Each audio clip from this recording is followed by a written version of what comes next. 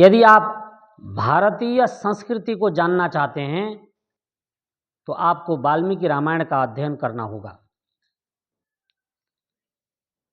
बंधुओं, जिस समय प्रभु श्री राम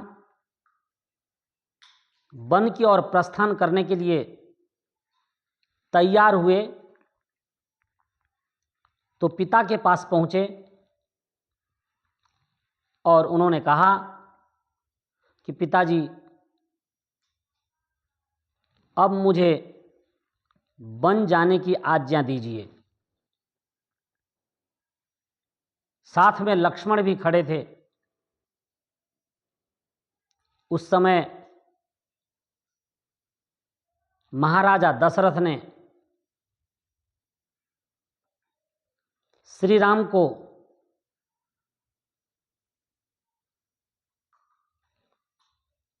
समझाते हुए कहा,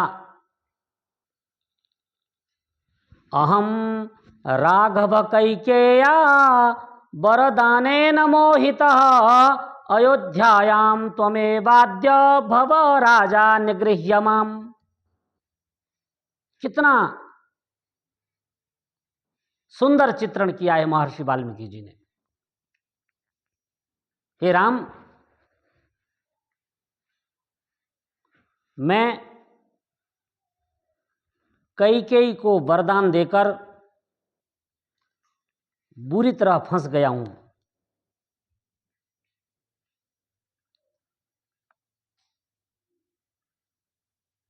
वरदान देने के कारण सत्य वचन से पीछे हटना मेरे बश की बात नहीं, परंतु मैं चाहता हूं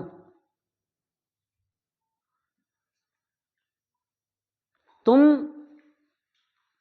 मुझे बंदी बना लो, मुझे जेल में डाल दो और अयोध्या की राजगद्दी पर बैठ करके शासन करो। अयोध्यायाम त्वमेवाद्य भव राजा निगृह्य माम। मुझको पकड़कर एक पिता कह रहा है अपने पुत्र से, महाराजा दशरथ श्री राम से कह रहे हैं कि राम, तुम मुझको पकड़कर जेल में डाल दो, परंतु अयोध्या छोड़कर मत जाओ, अयोध्या की राजगद्दी को संभालो। ए दुनिया के लोगों, श्री राम ने हाथ जोड़ करके, सिर झुका करके जो बात कही है वो महर्षि वाल्मीकि के शब्दों में श्री राम कहते हैं, भवान वर्ष सहस्राय पृथिव्यां नृपते पतिः अहम त्वरण्ये वत्स्यामि न मे राज्यस्य कांक्षया।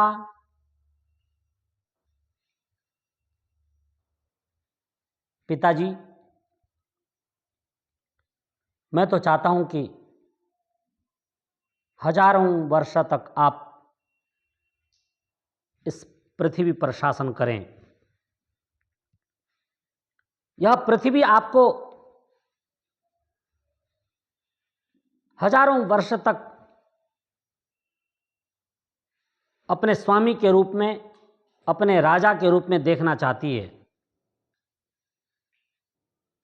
अहम त्वरण्ये वत्स्यामि, अहम तु अरण्ये वत्स्यामि। मैं तो वन में वास करूंगा, मुझे राज्य की किंचित मात्र भी आकांक्षा नहीं है। मैं अयोध्या की राजगद्दी पर अब नहीं बैठूंगा। मैं आपकी और अपनी मां कैकेयी की आज्ञा का पालन करूंगा।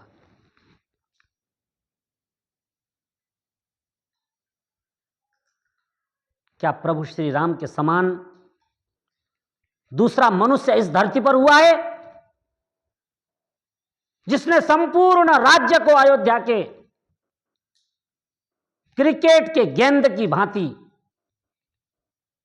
फेंक दिया हो? और आपको पता है, जब भरत की बारी आई तो राम ने तो चौका ही लगाया था, लेकिन उस राज्य का छक्का भरत ने लगा दिया और उस राज्य की सिंहासन पर कभी नहीं बैठे भरत। शासन किया तो अपने भ्राता के खड़ाऊ को राजगद्दी पर रख करके भूमि पर एक तपस्वी के वेश में बैठ करके 14 वर्ष शासन किया। यदि प्रभु श्री राम अरण्य में तप कर रहे हैं तो भरत नंदीग्राम में बैठकर तप कर रहे हैं। यह हमारी प्राचीन संस्कृति है।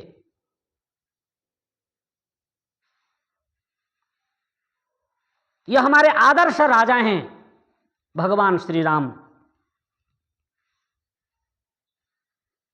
परंतु आज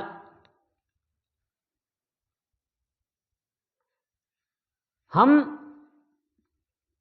अपनी संस्कृति को भूल रहे हैं, अपनी सभ्यता को भूल रहे हैं।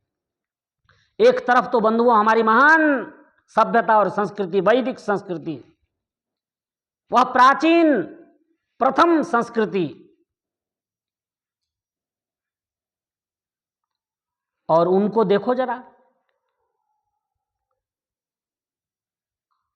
उन दुष्ट यवनों की संस्कृति को देखो। औरंगजेब का नाम आपने सुना होगा। औरंगजेब ने जब दिल्ली की राज्य सत्ता को प्राप्त करने की इच्छा की तो सबसे पहले उसने अपने भाइयों को मौत के घाट उतार दिया, अपने भाइयों की निर्मम हत्या की। और औरंगजेब ने अपने पिता शाहजहां को पकड़ करके जेल में डाल दिया और पिता को खाने के लिए कुत्ते की तरह रोटी डालता था। इतिहासकार कहता है, बाक आत आलमगिरी एक पुस्तक है, उसमें यह इतिहास लिखा हुआ है। शाहजहां ने अपने बेटे औरंगजेब के नाम पत्र लिखा।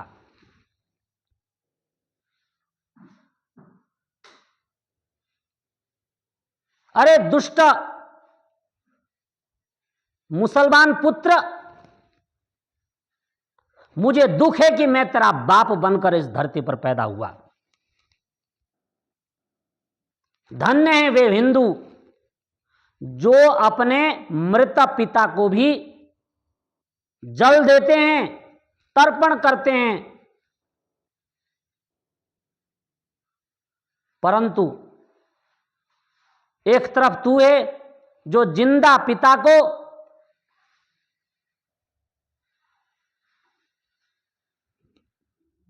पानी भी नहीं दे रहा है।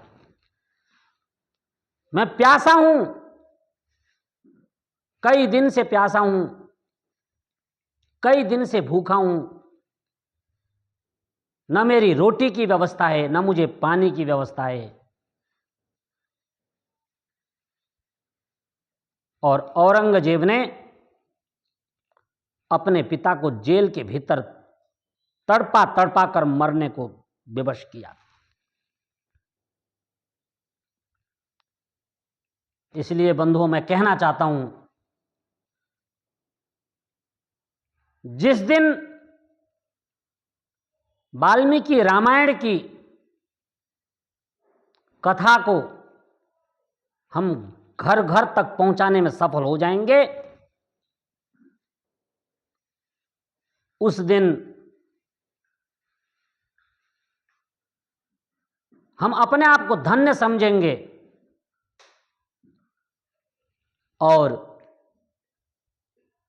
यदि आप अपने भावी संतानों का सुंदर निर्माण करना चाहते हैं तो महर्षि वाल्मीकि रामायण का अध्ययन स्वयं करें और अपने बच्चों को कराएं। इसका श्रवण स्वयं करें और बच्चों को कराएं, तो आपके बच्चे प्रभु श्री राम, लक्ष्मण, भरत, शत्रुघ्न, वीर हनुमान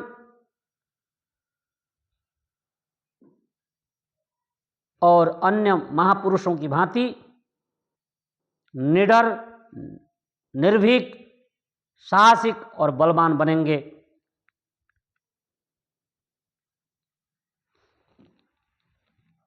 इसलिए मैं इतना ही कहना चाहूँगा कि प्रभु श्री राम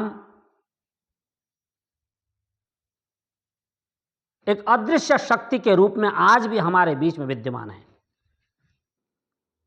जब जब मैं वाल्मीकि रामायण पढ़ता हूँ, मुझे ऐसा लगता है कि प्रभु श्री राम साक्षात मेरे सामने विराजमान है। और आप भी इसी भावना के साथ अपने बच्चों में हमारी प्राचीन संस्कृति को डालें। इसमें आपका, आपके परिवार, समाज और आपके राष्ट्र का कल्याण होगा। आज के लिए इतना ही। आपने मेरी बातों को ध्यानपूर्वक सुना, आपका बहुत बहुत धन्यवाद।